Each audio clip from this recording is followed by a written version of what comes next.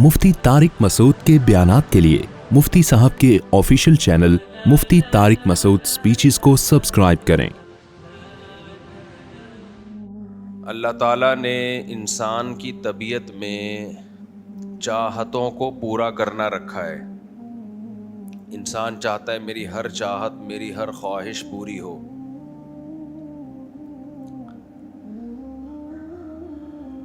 और जिसकी तमाम चाहतें पूरी होती हैं उसको कामयाब इंसान समझा जाता है। जो चाहतों में नाकाम हो जाए उसको नाकाम इंसान समझा जाता है।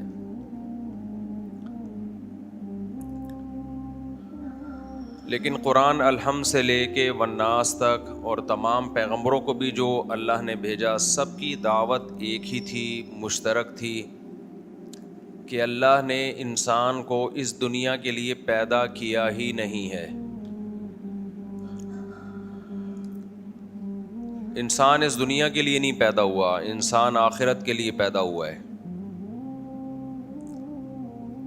और अल्लाह इस दावे की जो दलील देते हैं वो दलील ये कि मैंने तुम्हें किसी मकसद के लिए पैदा किया है, बेमकसद पैदा नहीं किया। दुनिया में कोई भी शख्स जब कोई काम करता है तो उस काम के पीछे कोई रीज़न होती है, कोई वजह होती है, कोई हिकमत होती है। वमा खलक़ना अस्समाअ वल अर्ज़ वमा बैनहुमा लाइबा, हमने लाइबीन कि हम सिर्फ खेल तमाशा करने वाले थे, ऐसे ही पैदा करके छोड़ने वाले थे। ये तुम्हारी भूल है, ऐसा नहीं हो सकता। बार बार एक आयत में अक्सर बयानात में पढ़ता हूँ कि सारी कायनात इंसान के लिए बनी है। वसख़र लकुम, सब तुम्हारे लिए। इंसान को क्यों बनाया? अल्लाह ने इस दावे को मुख्तलिफ अल्फाज से मुख्तलिफ लफ्ज़ों में बयान किया। एक जगह बताया वमा खलक़तुल जिन्ना वल इंसा इल्ला लियअबुदून, सिर्फ मैंने अपनी इबादत के लिए पैदा किया। एक जगह बताया लियब्लुवकुम अय्युकुम अहसनु अमला, इसलिए पैदा किया अल्लाह देखना चाहता है अमल कौन अच्छा करता है। अब जाहिर है अल्लाह ताला अपनी ही बात में टकराव तो नहीं पैदा करेगा ना कि एक जगह कुछ कह रहा है, दूसरी जगह कुछ और कह रहा है। एक जगह अल्लाह ताला कह रहा है मैंने इंसान को पैदा किया अपनी इबादत के लिए, एक जगह कह रहा है आजमाइश के लिए कि कौन अच्छा अमल करता है। तो मतलब ये है कि जो अच्छा अमल करता है वो इबादत गुजार है, जो इबादत गुजार है वो अच्छा अमल कर रहा है। तो ये एक ही चीज़ के दो मुख्तलिफ नाम हैं। आजमाइश के लिए बनाया, अल्लाह कहते हैं अगर इस काम के लिए नहीं बनाया तो तुम बता दो फिर क्यों बनाया मैंने। मैं अक्सर एक बात कहता हूँ ना कि बातिल से, जो भी बातिल दावा करता है ना, उसके सवाल का जवाब देने के बजाय उल्टा उससे सवाल पूछा करें। कभी भी दिफाई पोजीशन में ना रहा करें। अपने बचपन का भी एक वाक़या अक्सर बयान करता हूँ कि हमारी एक क्रिकेट टीम थी, फ्रेंड्स क्रिकेट क्लब के नाम से। मुझे उसका नाम पसंद नहीं था। हमारी मीटिंग होती थी हर हफ्ते, जैसे पता नहीं कोई हमने इसराइल को फतह करना है। ये टिशनबाजी हैं खिलाड़ियों की।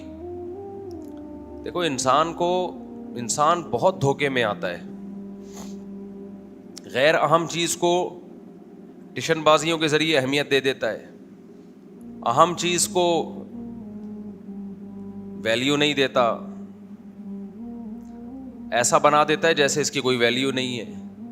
अब क्रिकेट के मैचेस को देख लें आप, मैदान में जो खेले जा रहे हैं तो ऐसा लगता है जैसे कोई हिटलर ने कोई हमला कर दिया बरतानिया के ऊपर।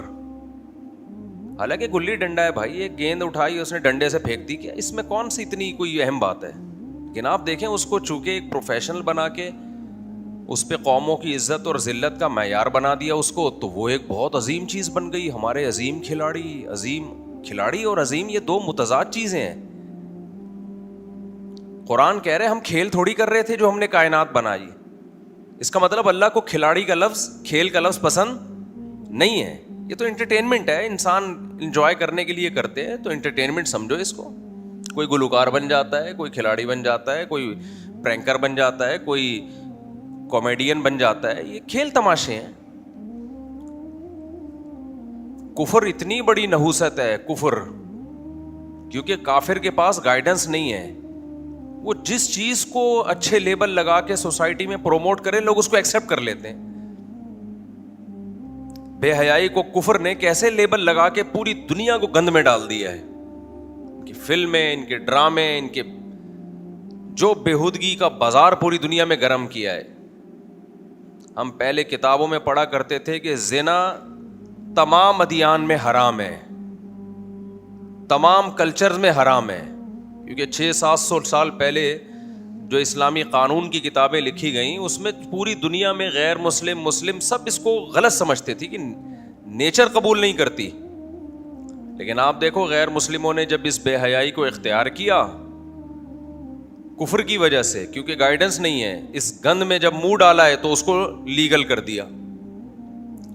خوب سمجھ لو, دنیا میں کفر یعنی اسلام سے انکار, اس سے بڑی کوئی بربادی کا سامان اس دنیا میں نہیں ہے.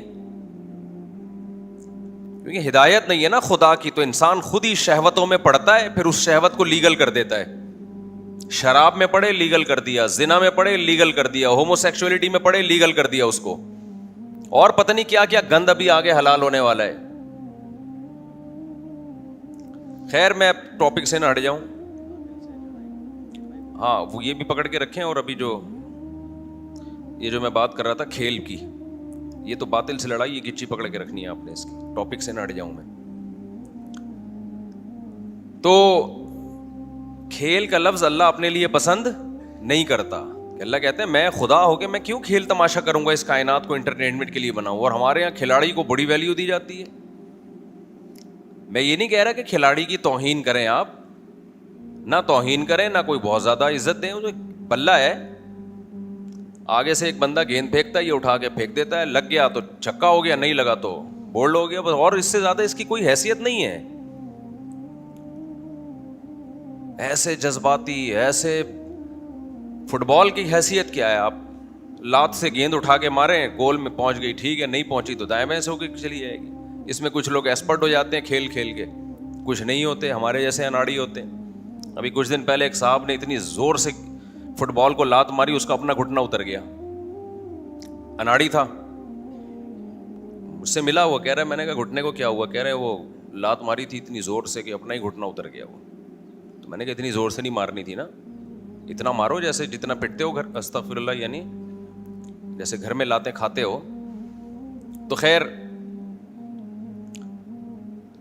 تو ہر چیز جب تک خدا کی رہنمائی نہ ہو ہم صحیح غلط کا فیصلہ نہیں کر سکتے. انسان بہت ٹھوکریں کھاتا ہے. میں نہیں کہہ رہا کھیل نہ کھیلا کریں, کھیل بھی لیں, دیکھ بھی لیں, کوئی جائز کھیل ہے تو دیکھنے میں بھی حرج نہیں ہے, تھوڑا ہلا گلا ہو, خوش ہو بس. اتنا زیادہ نہیں ہے اس کو ویلیو دیں کہ جیسے بیٹسمین ایسا شو مار رہا ہوتا ہے جیسے پتہ نہیں کوئی ابھی اس نے تیسری جنگ عظیم کی بنیاد رکھنی ہے.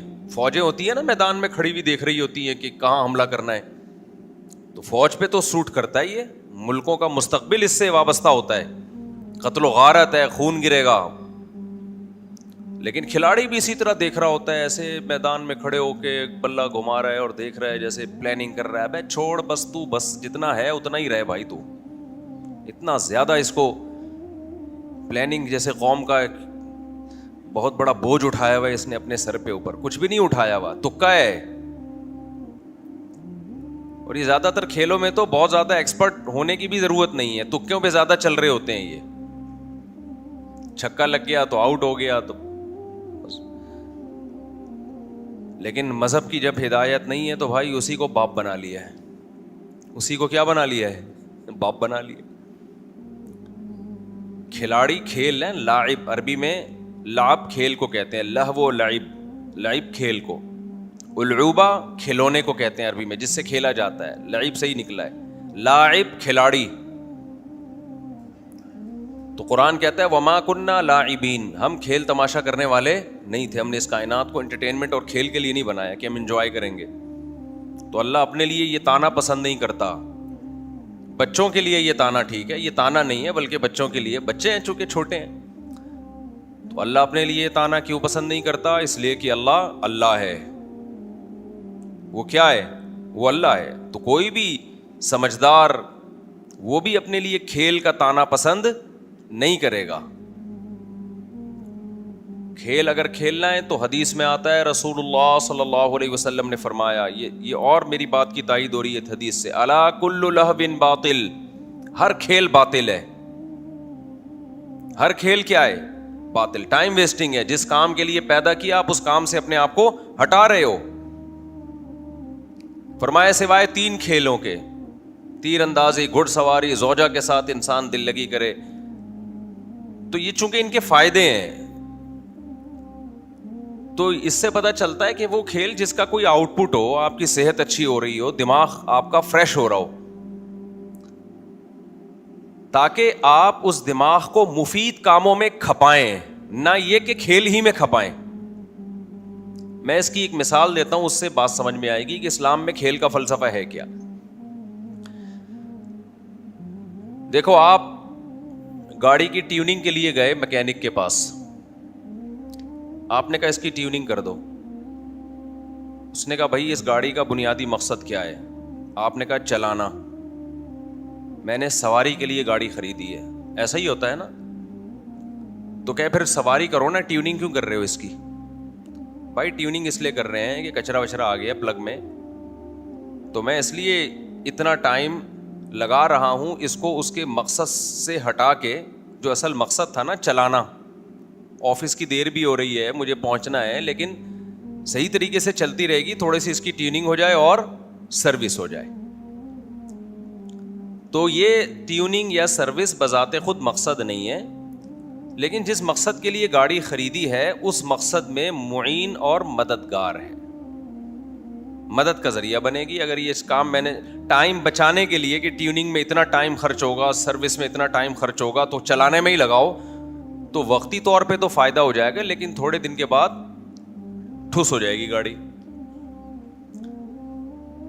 بالکل انسان کی بھی بات ایسے ہی ہے. انسان کو بھی ٹیوننگ چاہیے. انسان کی ٹیوننگ, گاڑی کی ٹیوننگ صرف مادی ہے, انسان کی روحانی ٹیوننگ بھی ضرورت ہے اور مادی ٹیوننگ کی بھی ضرورت ہے. مادی ٹیوننگ کھانے کے ذریعے ہوتی ہے, ایکسرسائز کے ذریعے ہوتی ہے, نیند کے ذریعے ہوتی ہے. روحانی ٹیوننگ کوئی خوشی کی بات سنے, کوئی دماغ فریش ہو جائے اس کا.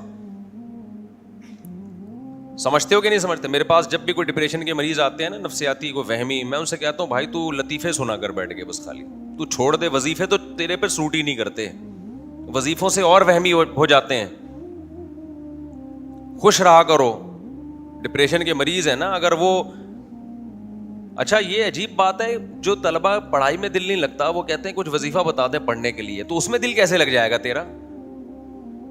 حیرت کی بات ہے, جتنی دیر تو نے وظیفہ پڑھنا ہے تو کتاب پڑھ لے بیٹھ کے بھائی. تو عجیب ہی شیطان نے پتہ نہیں کیا دماغ میں وہ گھسا دیا ہے. تو وظیفہ کا میں منکر نہیں ہوں, اللہ کا ذکر تو کسی بھی طرح سے کیا جائے ٹھیک ہے, لیکن وہمی آدمی جب زیادہ اس طرح کرے گا تو اس کا وہم کم نہیں ہوتا بلکہ بڑھتا ہے. اپنی دماغ کو فوکس کر رہا ہے نا ایک جگہ. یا ڈپریشن کے مریضوں کی ڈپریشن بڑھتی ہے.